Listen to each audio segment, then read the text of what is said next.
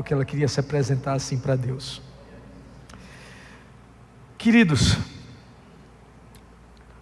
entre as mães da Bíblia, que são muitas, nós temos mães memoráveis, mães que sofreram traumas profundos, mães que venceram dores para gerar, mães como Eva, que, por exemplo, viu um dos seus filhos matar o outro. O Caim matou o Abel. Mães que deram conselhos desastrosos, ainda que extremamente bem intencionadas, como foi o conselho que recebeu Jacó, que produziu um cisma na família, e que certamente aquela mãe sofreu bastante com a dor de não ter o seu filho predileto ali na sua casa, fruto de um erro que ela havia cometido. Mães como a mãe de Samuel, que, sendo casada com um homem em uma região que era permitido ao homem ter 2 esposas, ela via a outra esposa do marido gerar e ela não gerava. E ela resolveu esse problema na oração. Foi orando insistentemente que Ana gerou Samuel e devolveu Samuel a Deus, e Samuel se tornou um dos maiores profetas do Velho Testamento. Nós temos muitas mães que nos inspiram na Bíblia, além das nossas, mas hoje eu resolvi falar de uma mãe muito especial. Mas antes de fazê-lo, queria registrar o que a minha visão já registrou. Nós temos aqui à minha esquerda uma prima minha, Socorrinho, que está com o coronel. Muito obrigado por estar nos visitando, Socorrinho e Coronel, sejam bem-vindos aqui à casa de vocês. Também gostaria de fazer uma oração antes de partirmos na mensagem, porque enquanto eu estava ali, uma senhora me pediu orações por um homem que está hospitalizado, precisando muito do socorro de Deus. Feche seus olhos, vamos orar por ele. Paizinho querido, você conhece a delicadeza daquela pessoa, os limites da sua humanidade e dos seus problemas emocionais, e também conhece tudo aquilo que levou, ó Pai, àquela enfermidade tão profunda e tão grave que ele está sofrendo ali naquele hospital. Eu não vou citar nem o nome dele, Senhor, você o sabe, e nem o caso que o levou a estar ali, você também conhece, mas eu vou te pedir, porque você sabe de quem eu estou falando, visita aquele homem agora, com cura, com libertação, com providência. Nós oramos assim em nome de Jesus, amém. Agora sim eu me sinto em paz para a gente começar. Tema da noite, irmãos: uma mãe não tem poder para salvar um filho. E quando eu estava pensando nessa mensagem, eu estava pensando que uma mãe é um ser assim, super dotado por Deus, de tantos poderes. O poder, por exemplo, da paciência extremada que uma mãe tem, é uma coisa do outro mundo. Para uma mãe, um filho sempre é uma bênção. Às vezes eu fico vendo aqueles programas de policiais ou programas de polícia, que eu nem gosto muito de ver, mas às vezes você senta dentro de um restaurante, está passando, numa academia, você chega, está lá passando, e é interessante, às vezes o cara é um marginal, foi preso, está condenado, fez atrocidades na sociedade, mas quando o repórter vai colocar a mãe para falar, a mãe diz: oh meu Deus do céu, prenderam o meu filhinho, doutor delegado, você não conhece esse menino é tão bonzinho, ele jamais seria capaz de fazer essas coisas. O amor e a paixão de uma mãe, a resistência de uma mãe, irmãos, elas são algo profundamente divino, ou divinos. Deus, de fato, superdotou as mães de um poder muito especial. Mas entre os poderes que uma mãe tem, o poder de salvar um filho, ela não tem. O poder de salvar uma outra pessoa, também não tem. Por que eu falo isso, irmãos? Porque na cultura da religiosidade, principalmente brasileira, porque é a nossa realidade, não adianta falar da realidade de outros países, nós temos um mal em relação a esse personagem, ou essa mãe tão especial, da qual nós resolvemos falar um pouco dela nessa noite, que é Maria, a mãe de Jesus, porque, ou de um lado, a gente superestima os poderes de Maria, ou de outro lado a gente subestima. Tem gente que diviniza Maria, e tem gente que não gosta nem de falar de Maria por causa da divinização que tanta gente produziu na figura espiritual de Maria. E é verdade, irmãos, que essa mulher foi uma das mulheres mais especiais, se não a mais especial que habitou no mundo. Porque entre as tarefas que uma serva recebeu aqui, eu considero que essa foi a mais importante que uma mulher já pôde ter recebido. Carregar o segredo de que dentro do ventre dela, a salvação do mundo já estava na terra. E ela não podia conversar com absolutamente ninguém acerca disso. E certamente, irmãos, que dos traumas e das dificuldades que a mãe Maria passou,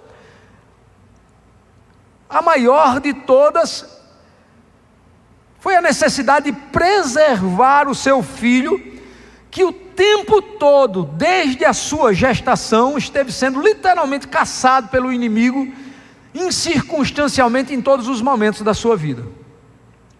Eu quero ler um texto para substanciar o nosso pensamento nessa noite.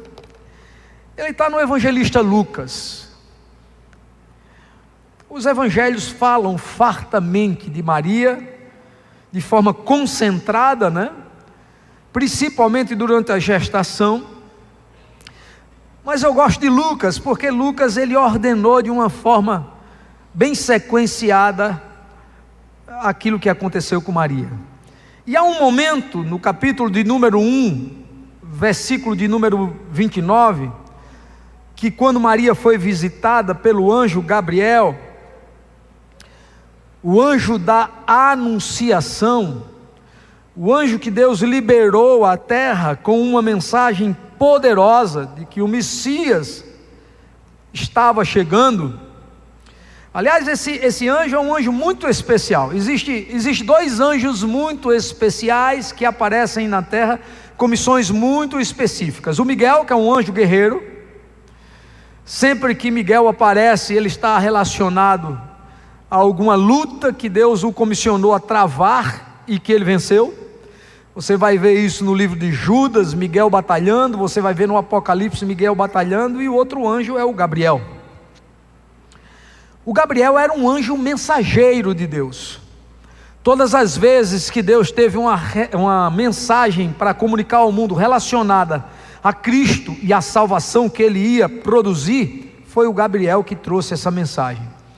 Você vai ver o Gabriel aparecendo 2 vezes no livro de Daniel, para esclarecer aquela visão que Deus deu a Daniel, multifacetada através de uma estátua que era dividida por metais que iam de os mais preciosos aos mais empobrecidos lá nas pernas e nos pés.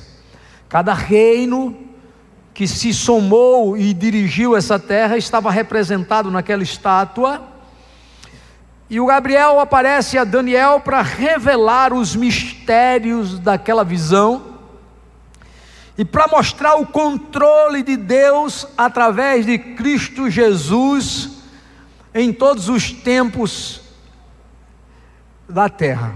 Até que no final a visão de Daniel aparece nos 10 dedos da estátua, a figura enigmática de 10 nações confederadas através dos dedos dos pés, dando sustentação àquela estátua, e uma pedra vindo dos céus. Essa pedra é a representação do próprio Jesus, que era arremessada contra aquela estátua, e literalmente aquela estátua caía em ruína, como que se Deus estivesse avisando que haverá um dia o final do último império na terra, e quando isso acontecer, Deus vai recomeçar tudo, e vai recomeçar com Jesus Cristo. Por isso que ele é a pedra que foi arremessada sobre aquelas 10 nações confederadas.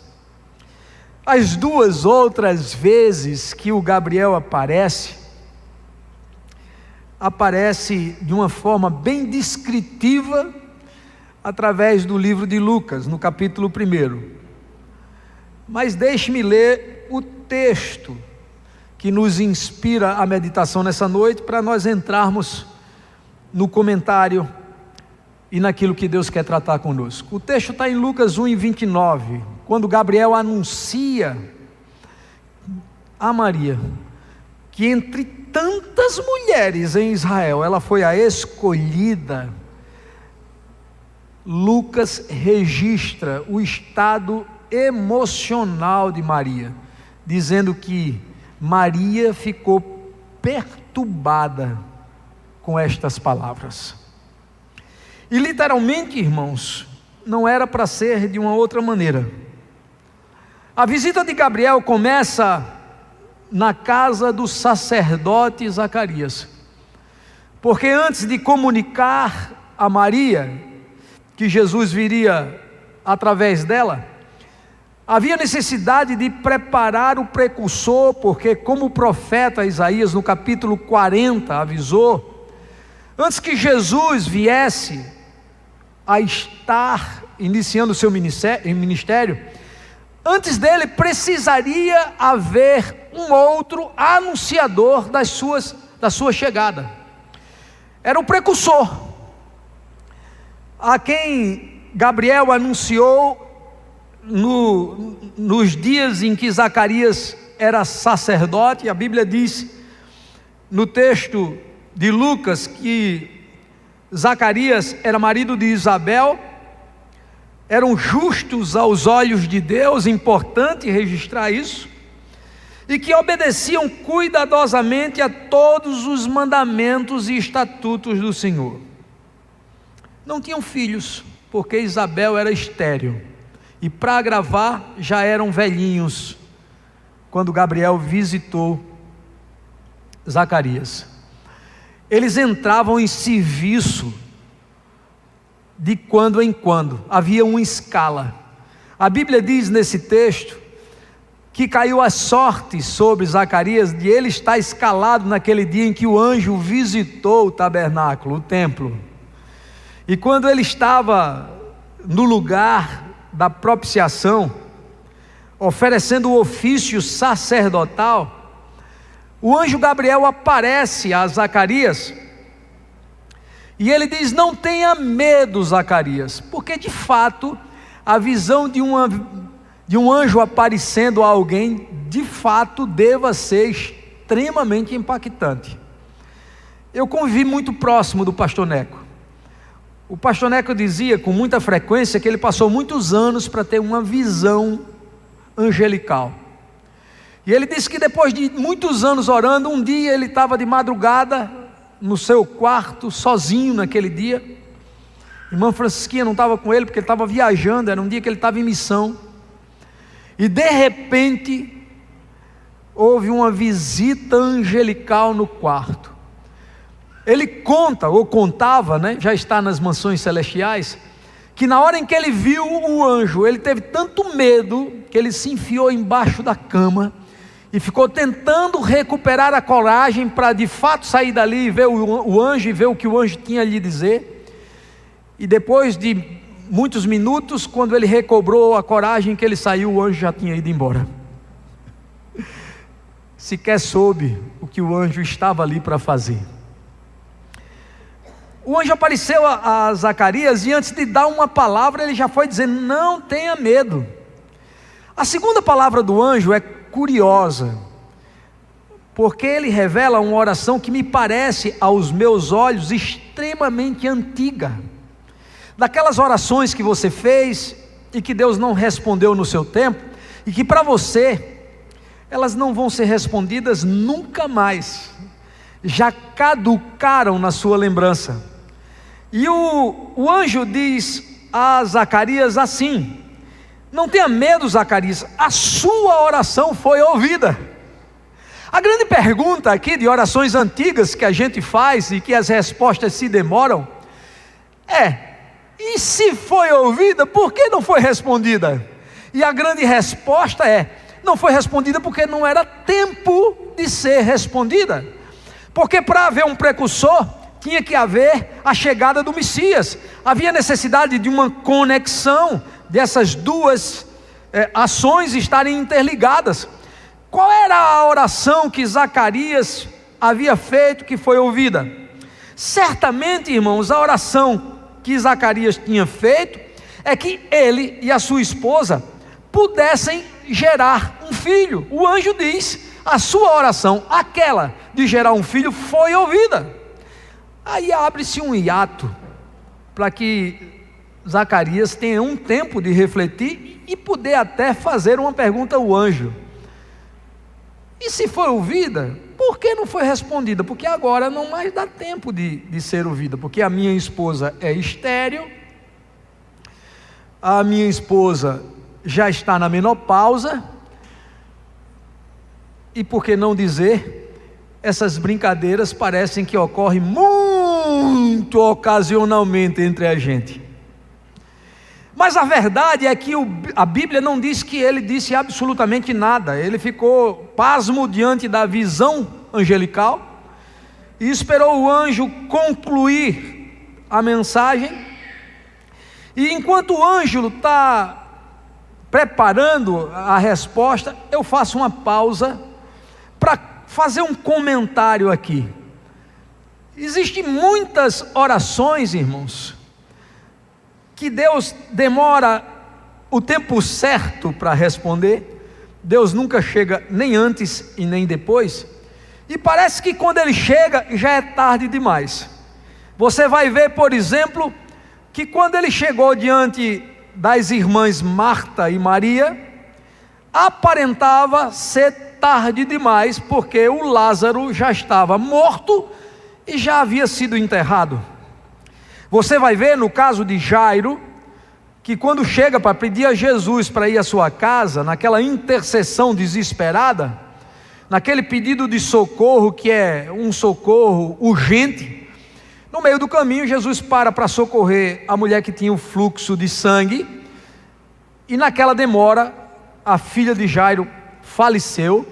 Ele recebe um emissário da sua casa que lhe avisa: agora é tarde, não moleste mais o mestre, a sua filha morreu. Mas Jesus insiste com Jairo: Jairo, não esmoreça na fé. Eu percebi que alguém sussurrou no seu ouvido o agravamento da situação, mas daqui a pouco a gente chega lá. E chegou, irmãos.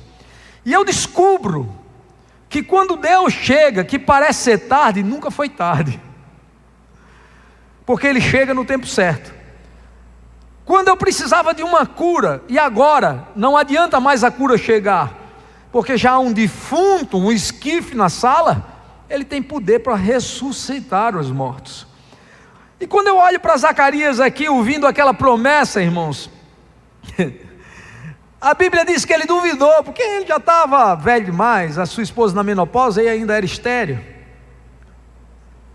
É curioso que o anjo, ele evolui na sua conversa, e ele diz assim: você terá uma satisfação muito grande e uma alegria profunda.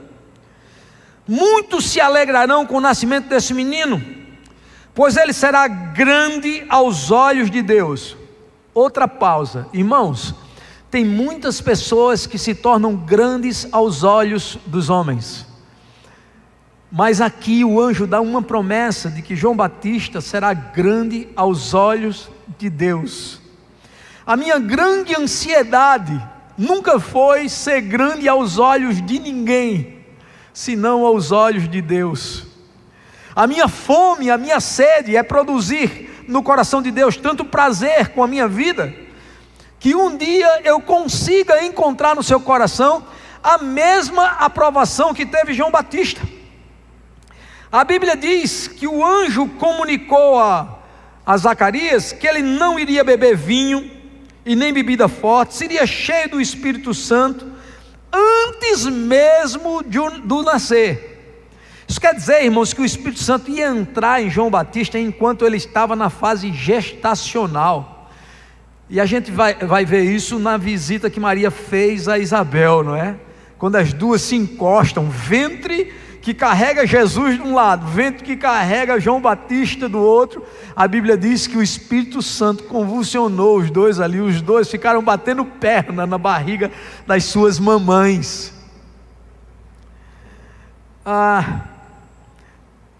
A Bíblia evolui e o anjo diz para Zacarias: ele será um homem com um espírito e um poder muito parecido com como o espírito operava através da vida de Elias. E ele preparará a vinda do Senhor, fará o coração de muitos pais voltarem aos filhos, e filhos voltarem aos seus pais, levará os rebeldes a aceitarem a sabedoria de Deus. E Zacarias, quando ouviu isso, disse: como posso ter certeza que isso acontecerá? Já sou velho, a minha mulher é estéril e já está com idade avançada, traduzindo, menopausa. Queridos, por conta disso, o anjo disse para ele: eu sou Gabriel, estou na presença de Deus o assistindo. Foi ele quem me enviou para trazer essas boas novas. E agora, como você duvidou, você vai ficar mudo até os dias em que essa criança nascer. E a Bíblia diz que quando ele sai do serviço sacerdotal, ele já não está falando, só vai falar quando o João Batista chega. Eu acho essa cena extremamente enigmática. Às vezes, quando nós falamos, nós perturbamos a operação de Deus, nós conturbamos o ambiente do milagre. E os homens, especialmente, são mais falastrões nesse caso do que as mulheres. Você imagina o Zacarias gerando um filho depois de tantos anos de espera, e ele vendo a Isabel gravidinha, como ele não iria fazer comentários com os seus amigos. Mas a Bíblia diz que o Senhor fecha a boca de Zacarias e ele não fala até o nascimento daquele menino. A outra aparição vai ser na casa de Maria. Preparada a casa do precursor, o Gabriel é enviado de novo por Deus para comunicar a Maria que entre todas as mulheres que havia em Israel, ela havia sido agraciada com essa graça perturbadora que viria sobre ela, o Filho de Deus. As circunstâncias, irmãos, eram ultra delicadas. Por que isso? Porque a Bíblia diz que a Maria, ela estava noiva, era virgem, desposada, nunca tinha dormido com o seu noivo, estava naquele período que para o judeu o comprometimento de casamento envolvia um tempo de espera. E de repente, irmãos, o anjo chega dizendo que ela vai engravidar sem poder dormir com o marido, por conta do fato que ela tinha que ter um estado gestacional virgem, para não ter contaminação com a semente do pecado que habita em todo homem. E muitas angústias tomaram conta certamente do coração daquela mãe Maria. Angústias do tipo: como é que eu vou contar ao meu pai? Como é que eu vou dizer à minha mãe? Um anjo apareceu para mim e disse que eu vou ficar grávida. Sendo sincera, se a sua filha, se você fosse um pai de uma filha, de uma menina muito bonita, estivesse no meio da juventude, aí no meio da sua adolescência, entrando na juventude, e ela chegasse para você dizendo: pai, eu estou grávida, e foi um anjo que me disse que eu ia engravidar, tu acreditaria? Sendo sincero, não, né? Você imagina quantas instabilidades não veio sobre a mente de Maria para que aquele menino fosse gerado. Enquanto penso isso, irmãos, eu quero te dizer que a salvação que te alcançou sem preço custou o preço, as noites de muitas pessoas, inclusive o preço de muitas noites de Maria.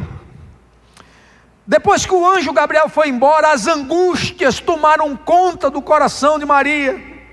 Como eu conto para papai, como eu conto para mamãe.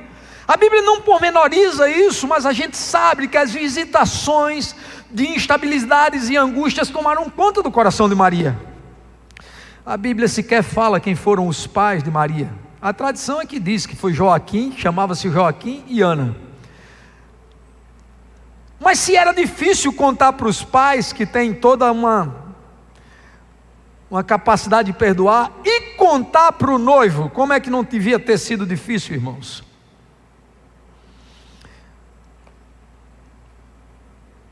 Outras perguntas, porventura, poderiam ter permeado as emoções de Maria, do tipo: eu vou ser apedrejada? Porque naquela hora, uma moça que estava noiva, que apareceu grávida e não é do noivo, a lei determinava que podia ser apedrejada, devia, na verdade, ser apedrejada. Outra pergunta importante: Maria devia ser apaixonada por José. Meu noivo me rejeitará? A Bíblia não conta como José descobriu, irmãos, mas eu estou cônscio do caráter de Maria. Ela não foi escolhida à toa por Deus. Ela não esperou José perceber pela protuberância do seu abdômen que ela estava grávida. Certamente em algum momento, depois dos dias em que o anjo apareceu a ela, ela chamou para José para ter uma conversa extremamente delicada acerca da visão angelical. Dores, irmãos, muitas dores emocionais daquela jovem, incertezas extremamente agudas acerca do que podia acontecer. O que havia acontecido com ela foi único na história da humanidade. Por isso que está registrado pelo evangelista Lucas, que quando o anjo lhe comunicou, ela ficou literalmente perturbada, desconcentrada nas suas emoções. Não raro, todo aquele que é chamado tem algum tipo de perturbação com o chamado, porque o chamado é algo profundamente sobrenatural. O chamado lhe tira da zona de comodidade. O chamado lhe põe na direção do incerto.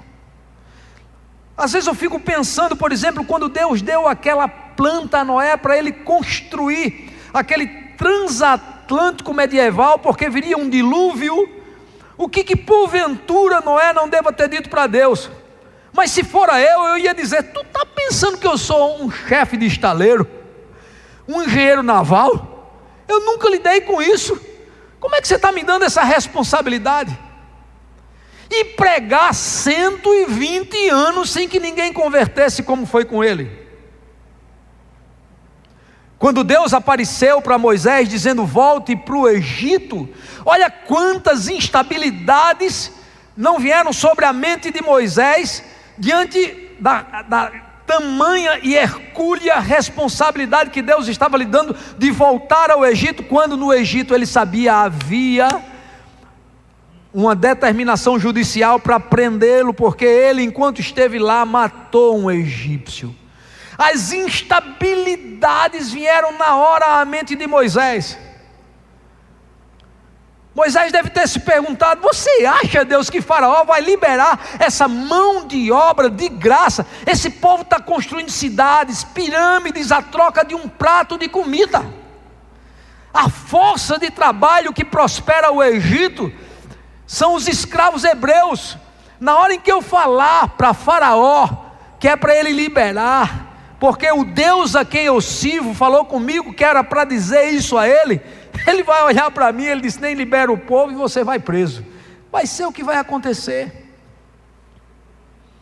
Irmãos, eu fico visitando muitas vezes as emoções de Abraão, me fazendo ou me fazendo sentir o que sentiu Abraão quando Deus disse: saia da sua casa, da sua parentela e vá para uma cidade que eu constituí, um país que eu vou lhe mostrar no caminho. Você imagina, o cara mora numa fazenda, tem animais, vida estável, e Deus está determinando que ele viva agora uma vida nômade. Abraão vai viver a sua vida transitando entre a cidade que ele morava, rumo à terra prometida, com todas as instabilidades do caminho, que não eram poucas, que não foram pequenas. Para que essa fé que toma conta do seu coração chegasse a você nos dias de hoje, muita gente pagou preços que não foram pequenos. Os de Maria parecem ter sido uma carga mais pesada do que a carga dos outros. Eu não posso evoluir nessa mensagem sem fazer uma conexão do Gênesis 3 com Lucas 1. No Gênesis 3 nós vamos encontrar a desgraça de um dos piores capítulos, se não o pior capítulo da Bíblia. Gênesis 3 conta a queda do homem. E nós vamos perceber que a queda do homem se deu da seguinte forma: Deus deu uma ordem que era para que Adão e Eva obedecessem, e com a quebra da obediência, Eva instituiu a entrada do pecado na história da humanidade. Deus, quando pergunta a Eva: o que foi que você fez? Ela chega em sua confissão a Deus a dizer: eu fui enganada pela serpente. Perceba, irmãos, que o diabo, ele age assim desde sempre, com manipulação. O diabo trabalha nas nossas emoções, produzindo engano, prometendo coisas que não vão acontecer, em troca do preço da nossa fidelidade e da nossa unidade com Deus. Mas se Deus enxergou que a mulher abriu esse precedente em Gênesis 3, e que o pecado entrou na história da humanidade através de uma mulher, no seu plano redentivo, Deus pegou uma mulher, Maria, e estabeleceu que a história da graça, da redenção e do perdão dos pecados, da vitória sobre o pecado, viria através de uma mulher. Que plano espetacular de Deus, irmãos! Uma redenção na história das mulheres. Por isso que as mulheres sofreram tanto. Quando você vai ver na história das mulheres, desde o dia da queda de Eva, as mulheres sofreram extremamente, foram literalmente subjugadas, desvalorizadas, perseguidas, minimizadas no meio da sociedade. Durou muitos anos para que a mulher tivesse o valor que Deus sempre deu a ela. Ela só veio restabelecer esse valor na chegada de Jesus Cristo, através da redenção que entrou através de Maria. Se por uma mulher entrou o pecado, por uma mulher entrou a salvação. Deus podia ter encontrado muitas maneiras de ter enviado o seu filho Jesus à terra, mas para redimir a história da mulher, Deus escolheu trazer seu filho no ventre de uma mulher. Lá em Gênesis, de forma metafórica, Gênesis 3:15, Deus anuncia a Satanás, na sua sentença de juízo, que vai se estabelecer uma inimizade entre ele e a mulher. Por isso que a mulher sofreu tanto até Jesus. Quando Jesus chegou a essa terra, ele quebrou todo o estigma de sofrimento da mulher. Você vai ver mulheres tendo um papel importantíssimo no ministério de Jesus Cristo. Passou a ser o alvo das atenções prioritárias dele. O seu perdão esteve literalmente, fartamente sendo oferecido às mulheres. Eu vejo, por exemplo, Maria Madalena, uma mulher possessa, a quem Jesus liberta daquela legião de espíritos imundos, e aquela mulher se torna uma serva adoradora, importantíssimo na construção de Jesus Cristo. O que dizer, por exemplo, da mulher samaritana, a quem Jesus vai pessoalmente encontrá-la, para libertar ela da escravidão emocional que ela vivia, de ser abusada por tantas relações emocionais que ela já tinha tido. Jesus vai lá e liberta aquela mulher. O que dizer da mulher adúltera, que encontrada por Jesus Cristo literalmente a perdoa, arranjando uma terceira via que não instabilizasse a relação dele com a lei de Moisés, a lei de Deus, e muito menos o tornasse um déspota indiferente à dor das mulheres, que liberou o apedrejamento sem nenhuma misericórdia daquela mulher. Não, ele disse: tá, tudo bem, vocês querem apedrejar essa moça porque ela pecou, adulterou, vocês estão liberados. Quando a primeira pedra estava para ser arremessada, ele disse: epa, peraí, mas tem uma condição. Os homens olharam para ele e perguntaram: e qual é? Só pode arremessar quem nunca pecou. Pernas para que te quero, não ficou uma. Todos eles já haviam pecado. Irmãos, porém inimizade entre você e a mulher, entre a sua descendência e o descendente dela. É interessante isso, porque Jesus vem falando, aliás, Deus vem falando para Satanás, nessa construção profética do que vai acontecer na redenção da humanidade, de uma forma coletiva. Está falando de uma descendência. Quem são os descendentes de Satanás? Todos os opressos que estão descomprometidos com os valores de Deus, com a salvação de Deus. Mas quando ele vai falar da chegada de Jesus Cristo de forma enigmática, o substantivo masculino está no singular. Ele fala: vai haver inimizade entre a sua descendência e o descendente dela. O descendente da mulher. O descendente da mulher se chama Jesus Cristo, Jesus de Nazaré. Sem espírito de revelação e entendimento, o diabo não descobriu o que Deus estava falando, mas o que Deus estava dizendo foi: da mesma forma que o pecado entrou por uma mulher, eu vou redimir a história das mulheres, colocando uma mulher para ser mãe do meu descendente, do meu filho. O anjo, irmãos, comunica para Maria: haverá redenção para a tua história, mulher. E através dessa história nós vamos redimir a humanidade. Naquela hora Maria ficou literalmente perturbada. Aí eu descubro que na construção de tudo o que Deus faz na terra, não existe um contrato com facilidades. A única coisa que é fácil e não tem preço é a salvação que Jesus estabeleceu na cruz do Calvário para nós, mas para todos os outros envolvidos, o preço foi inimaginável. Imagina o preço de Jesus morrendo na cruz, que preço que ele não pagou. Não há promessa de paz para aquele que instala o reino de Deus na terra, irmãos.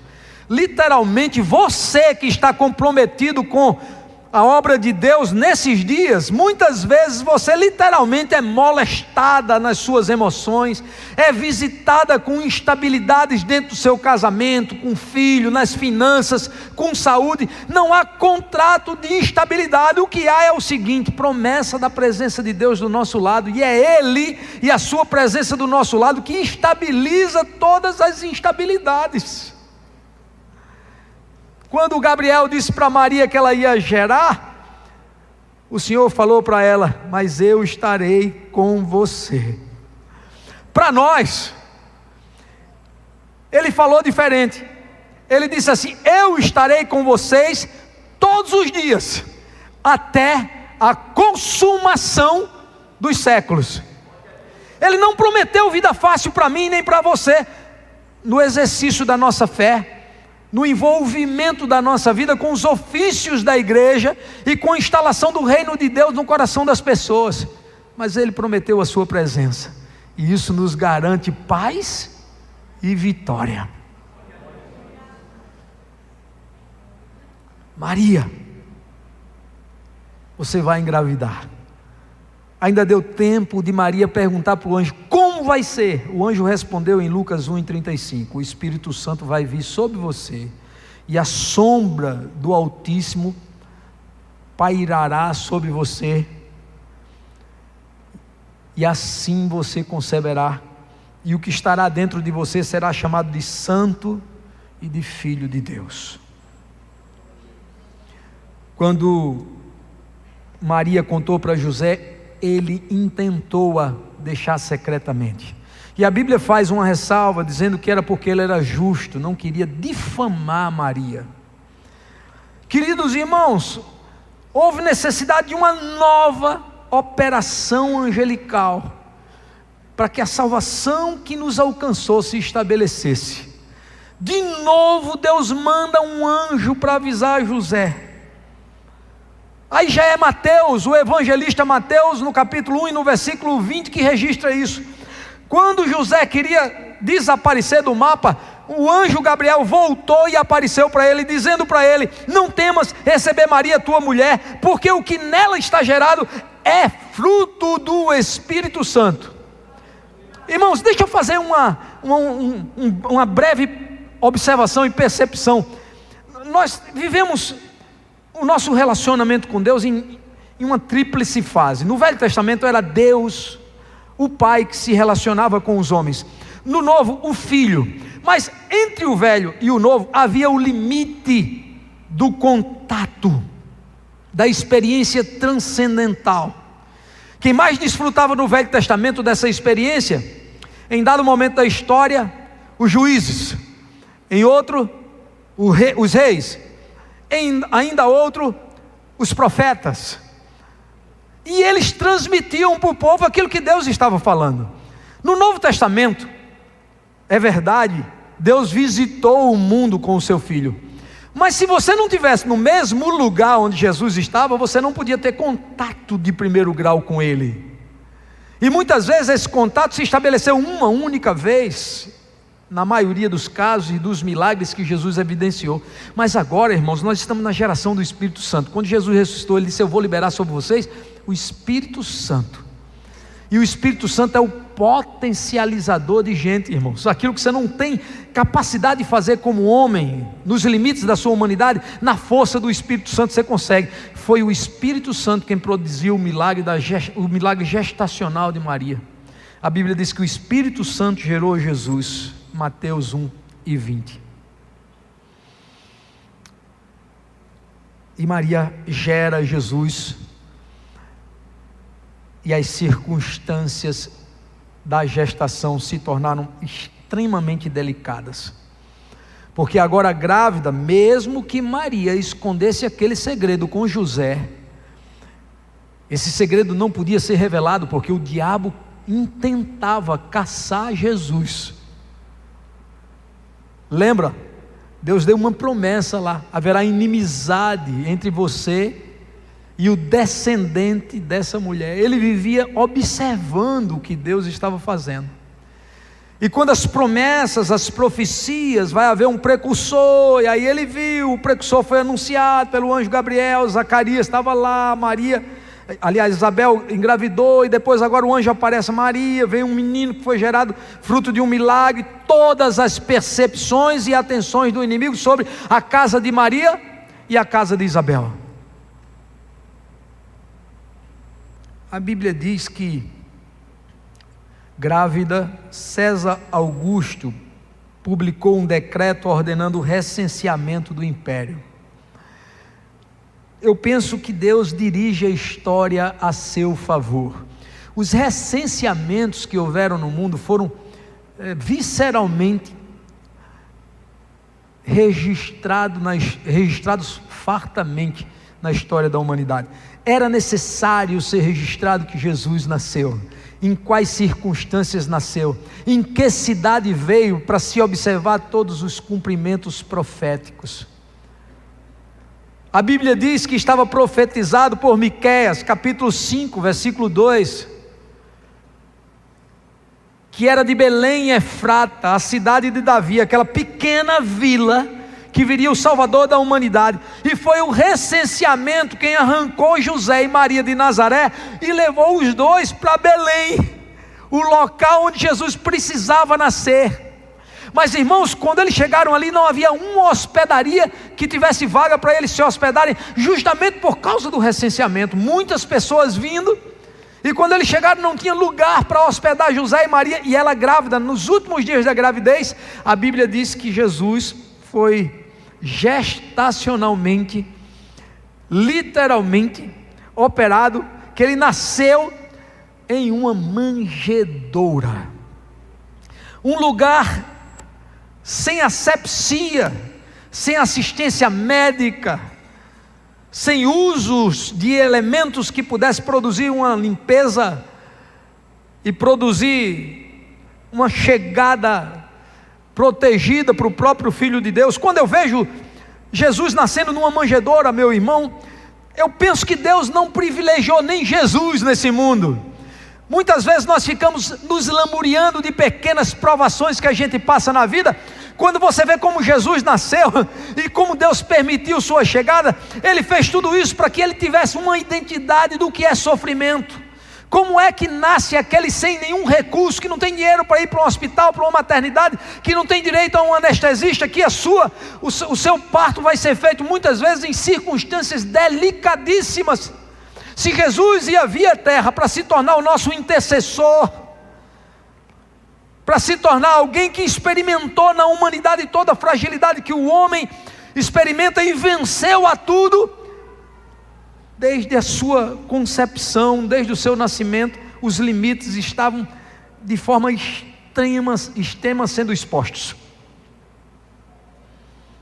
Em Romanos, o apóstolo Paulo, no capítulo 8, versículo 34, diz: Ele agora, sabendo o que é padecer, eu vou repetir, Jesus agora, sabendo o que é padecer, está sentado à direita de Deus Pai, e tem uma nova função. Ele agora intercede por nós.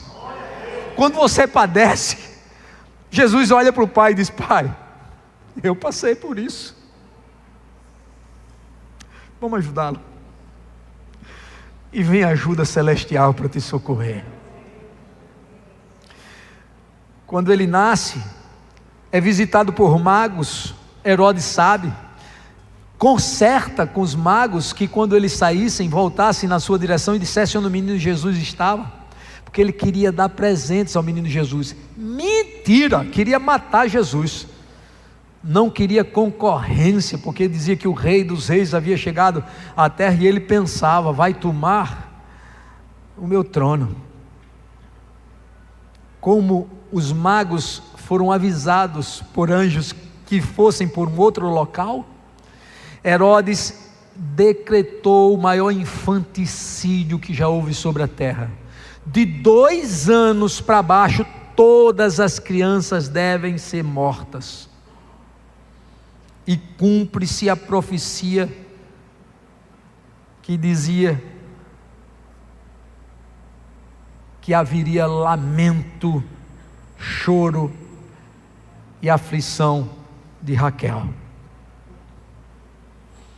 O profeta Jeremias profetizou isso no capítulo 31, versículo 15. Um grande pranto em Israel. Para que a salvação chegasse a você, não foi só Maria que sofreu, não foi só José que foi instabilizado, não foi só João Batista que perdeu a cabeça. Milhares de crianças morreram porque Satanás, o algoz das nossas vidas, querendo encontrar Jesus e aniquilá-lo antes dele exercer o ministério dele, usou Herodes para decretar aquele ato cruel. O anjo avisou a José: se esconda no Egito, até que eu mande você voltar. Já vai José e Maria viver em circunstâncias completamente adversas, exilados quando se encontram em uma outra nação, vivem em estado de penúria, irmãos. Não fala a língua muitas vezes, não tem direito aos melhores empregos, e certamente os dias de Jesus e Maria no Egito não foram fáceis. Eles ficaram ali por volta de 2 anos, até que um anjo de novo voltou a aparecer a José e disse: Herodes agora morreu, pode voltar. E eles voltam. E quando eles voltam, chegou a hora de apresentar Jesus no templo. E a cena da apresentação de Jesus é uma das mais belas da Bíblia Sagrada. Porque Simeão, o homem que foi apresentar Jesus, havia sido avisado pelo Espírito Santo que ele não morreria sem apresentar Jesus.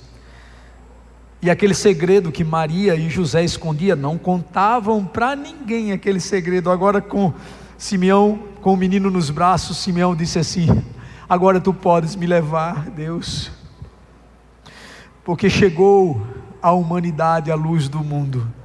A salvação se encontra na terra. E Maria, a Bíblia diz que fica encantada com as palavras de Simeão, porque ela sente, foi o Espírito de Deus que revelou a Simeão. Eles haviam escondido a 7 chaves o segredo de que aquele menino que eles gestaram, que eles tiveram, era Jesus, o Salvador da humanidade. Quando ela está em êxtase, percebendo a maravilha e as conexões do Espírito Santo revelando tudo, a Bíblia diz que Simeão olha para ela, e agora a profecia vem sobre a sua vida, e ele diz: uma espada traspassará a sua própria alma. Simeão estava profetizando os sentimentos que circunstancialmente Maria viveu na cruz. As horas já não me permitem avançar, mas eu quero levar você que está aqui na igreja, você que está nos assistindo nessa live na internet, a reviver a cena da crucificação sobre a égide e as lentes de uma mãe sofredora. Depois de ter 3 anos intensos de instalação do reino de Deus na terra, Jesus foi preso, julgado, estava sendo crucificado, e a Bíblia diz que ao pé da cruz, quem estava ali de pé era Maria.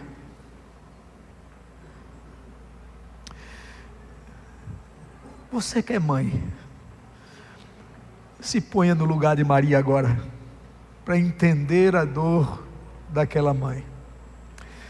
A salvação que não te custou preço algum e que muitas vezes é pouco valorizada por você, custou um preço terrível para Maria. Pastor, como é que você está dizendo que a salvação é pouco valorizada por mim? O Espírito nota, através das tuas poucas orações, das tuas orações tão frígidas, tão rápidas, sem dedicação, sem um horário específico, sem lugar marcado para estar conversando com Deus. O Espírito de Deus nota que você não valoriza a salvação quando você não se santifica, quando você não jejua, quando você não lê a palavra disciplinadamente para ter conhecimento da palavra, para revelar a palavra a outras pessoas. O Espírito de Deus nota e percebe o quanto nós não valorizamos a salvação, quando nós não estamos espalhando essa salvação a outras pessoas. Nós temos um monte de parentes nossos que estão caminhando a passos largos para o inferno, e você é o canal e a esperança de Deus que a salvação entre na sua casa, na sua família. Será com você ou com mais ninguém? E muitas vezes nós temos nos esforçado muito pouco para levar esse evangelho a outras pessoas. Maria está ao pé da cruz, olhando para Jesus aos poucos, e derramando a sua vida e perdendo a sua vitalidade.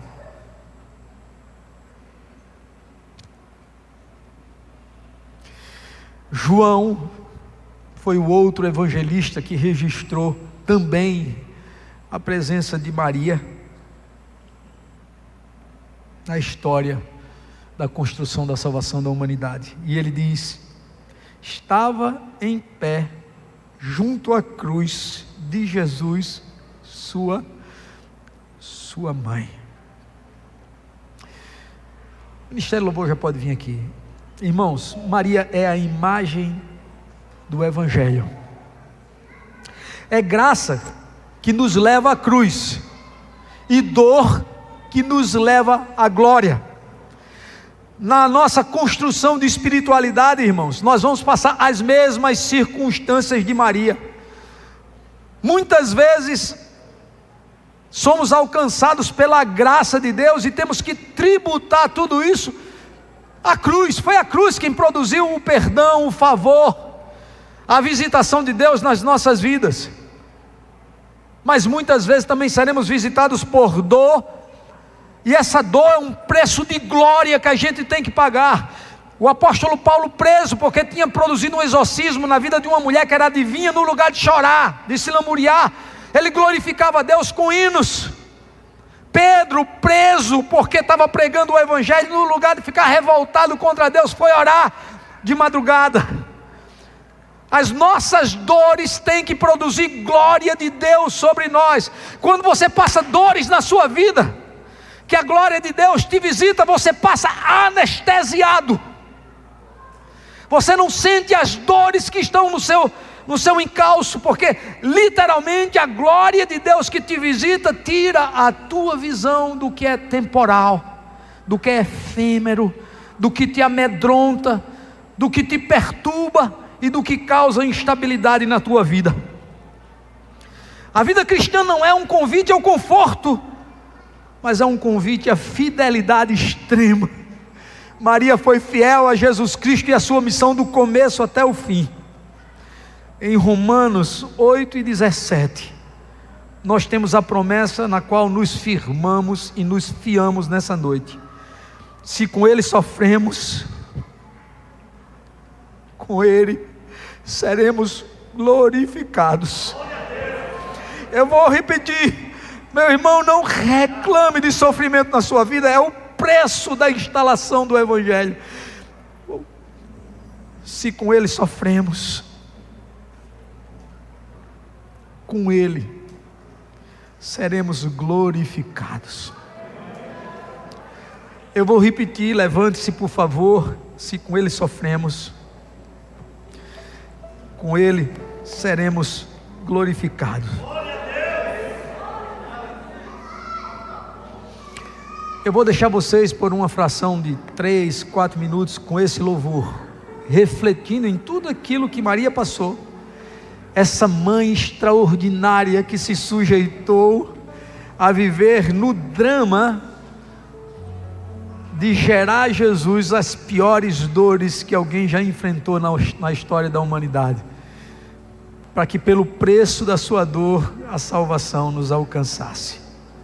Se você entendeu o que Maria como mãe sofreu, eu quero convidá-lo, antes mesmo de sair daqui, deixar você meditando nesse louvor e louvando com o Ministério de Louvor. Quero convidá-lo a dar uma salva de palmas à Mãe Maria e a todas as outras mães desse mundo. Daqui a pouco eu volto.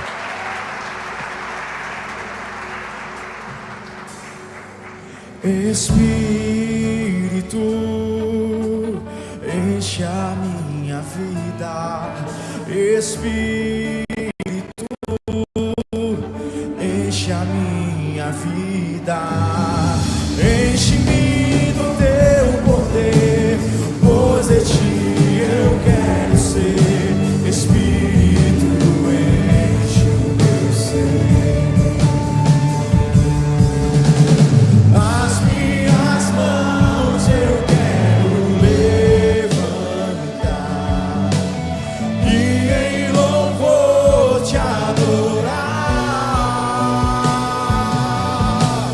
Meu coração eu quero derramar diante do teu altar. As minhas mãos eu quero levantar e em louvor te adorar. Oh, meu coração eu quero derramar diante do teu altar. Pai, eu quero contemplar tua glória e majestade. Pai, eu quero te adorar em espírito e em verdade, não apenas o ato ou no santo lugar. Eu quero te entronizar entre os querubins. Oh, oh, oh, leva-me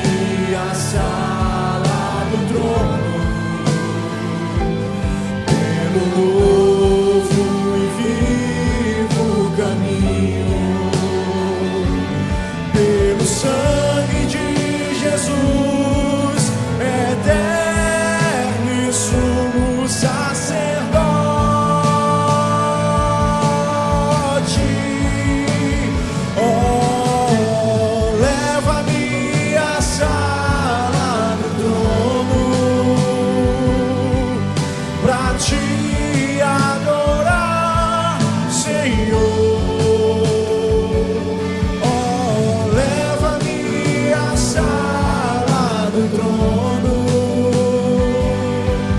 pra te adorar, Senhor.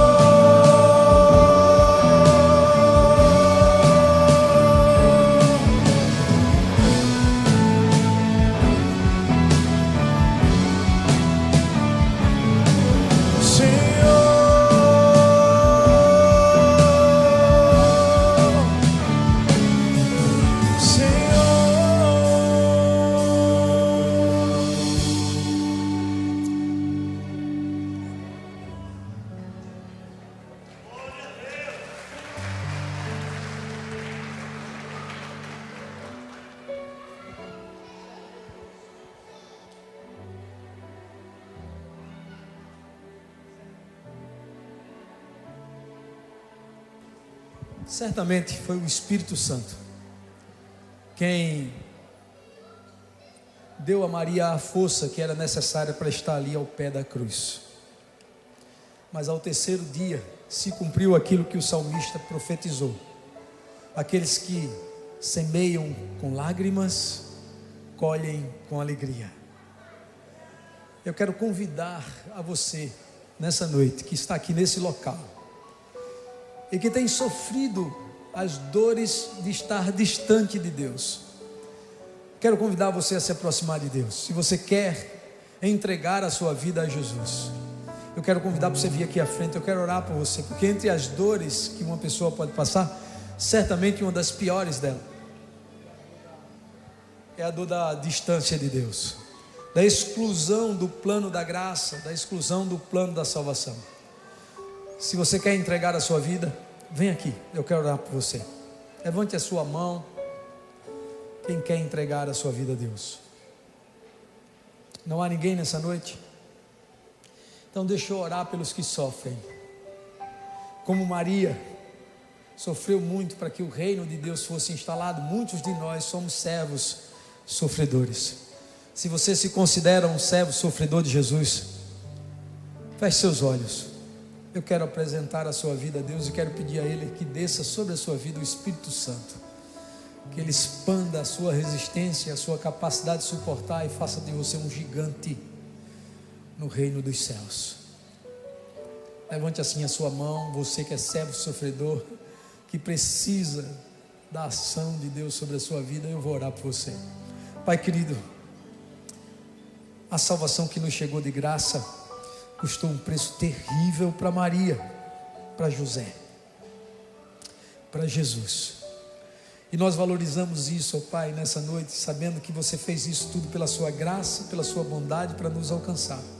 Muito obrigado por tudo que você fez por nós. Mas agora, ó Pai, como Maria, como José, nós temos servos sofredores aqui na igreja, pessoas que têm passado por profundas dificuldades na vida, por combates que muitas vezes outras pessoas não resistiriam, mas eles estão de pé. Como Maria estava de pé diante da cruz, eles estão de pé. Nessa noite, que o teu Espírito desça sobre eles, revestindo ele de graça, de unção e de poder. Nós oramos assim, em nome do Senhor Jesus Cristo. Amém. O amor de Deus, a graça do Senhor Jesus Cristo e as consolações do Espírito Santo seja com você e com toda a sua casa, em nome de Jesus. Nós vamos nos despedir com o último louvor, mas ei, o povo está lá na entrada da igreja esperando você ir lá fazer a inscrição para os eventos que estão acontecendo esse mês na igreja. Que Deus te dê uma semana abençoada. É a minha palavra profética, em nome de Jesus. Olhe para quem está do seu lado, levante a mão e diga assim: na qualidade de profeta de Deus, eu anuncio para você, essa semana será maravilhosa para você. Diga para ele: o diabo planejou uma semana difícil para você, mas Deus entrou na história e está transformando essa semana em uma semana magnífica. Profetize isso para ele, em nome de Jesus.